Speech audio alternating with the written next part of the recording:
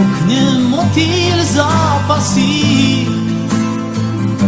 a modro-zlatý prášok svieti v špine pavučín. Podíď bližšie, uváž si, či uvidíš niekoho viac o život stáť. Záchvev krídel v prachu znie, takže zbadáš, ako mlčíme tým istým jazykom.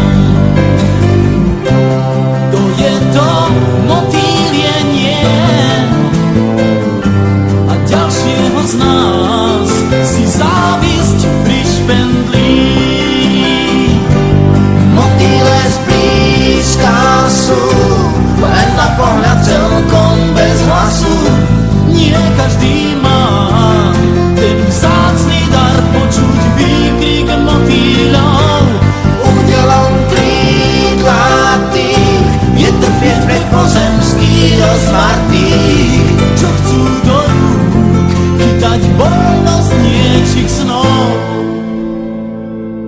Motýľov.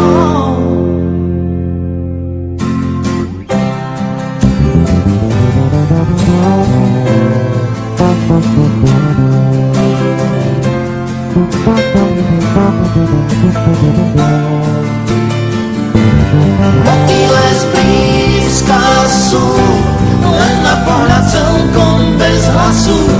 Nie každý má ten vzácny dar počuť výkrik motýľov. Udelom krídlatých je trpieť pre pozemských rozmartých, Čo chcú do rúk chytať voľnosť niečich snov. Motýľov. Ráno na viečka si dáš modro-zlatý prášok z krídel vzácnych motýľov.